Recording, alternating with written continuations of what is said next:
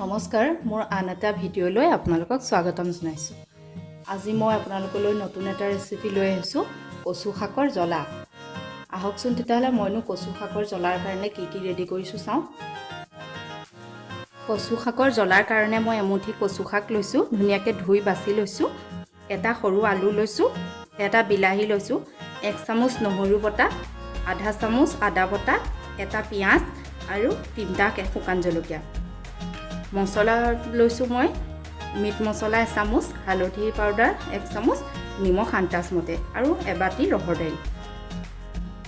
এখন কেৰাহী মই পাতি লৈছোঁ, তাতে মই অলপ মিঠাতেল দি লওঁ।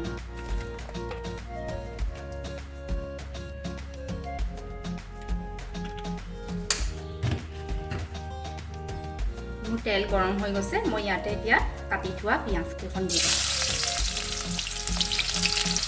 নহৰু বটা আৰু আদা বটাখিনি ইয়াতে দি দিছোঁ।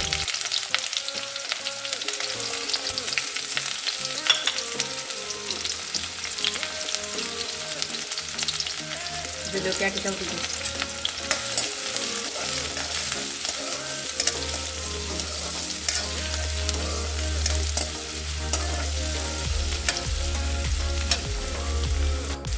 মোৰ তেজপাতকেইটা দেখুৱাবলৈ থাকি গ'ল, মই ইয়াতে 3 খিলা তেজপাত দি দিছোঁ।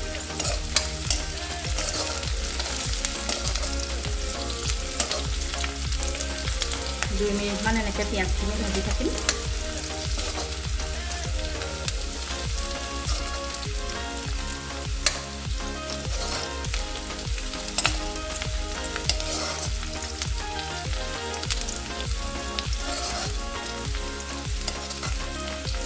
মই পিঁয়াজখিনি ভজা হৈ গৈছে, মই ইয়াতে বিলাহী টুকুৰা দি দিলোঁ।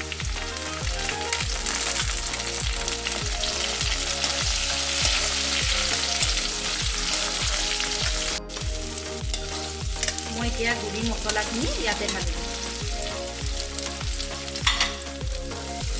মই আজি কচুখিনি সিজাই বনোৱা নাই, মই এনেকৈয়ে বনাম। এনেকৈ বনালে সময়টো খুব কম লাগে।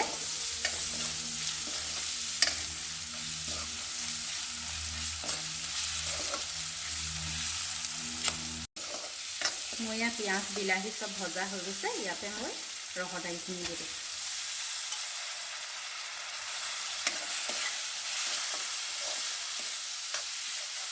দুই মিনিটমানৰ কাৰণে মই এনেকৈ ভাজি থাকোঁ। মই এই ৰহৰ দাইলখিনিও ভজা হৈ গৈছে, মই ইয়াতে কাটি থোৱা কচু শাক আৰু আলুখিনি দি দিওঁ।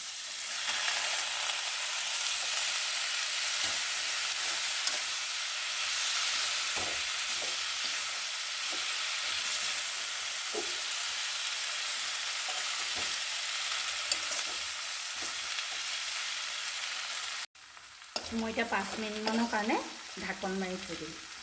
গেছটো কমাই দিম।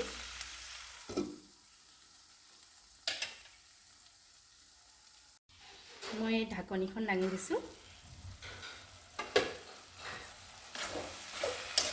ইয়াতে মই এতিয়া পানী যোগ কৰিম।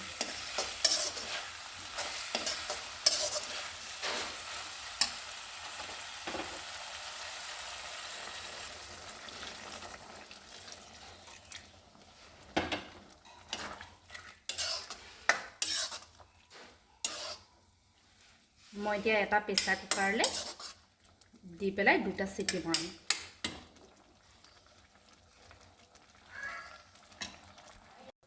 মই এটা প্ৰেছাৰ কুকাৰত দি দিলোঁ, দি মই ইয়াত 2টা চিটি মাৰি দিলোঁ।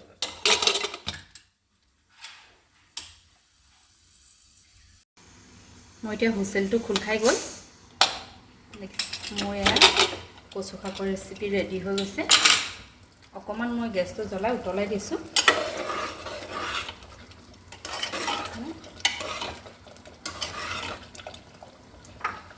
মই সজাই দেখুৱাইছোঁ।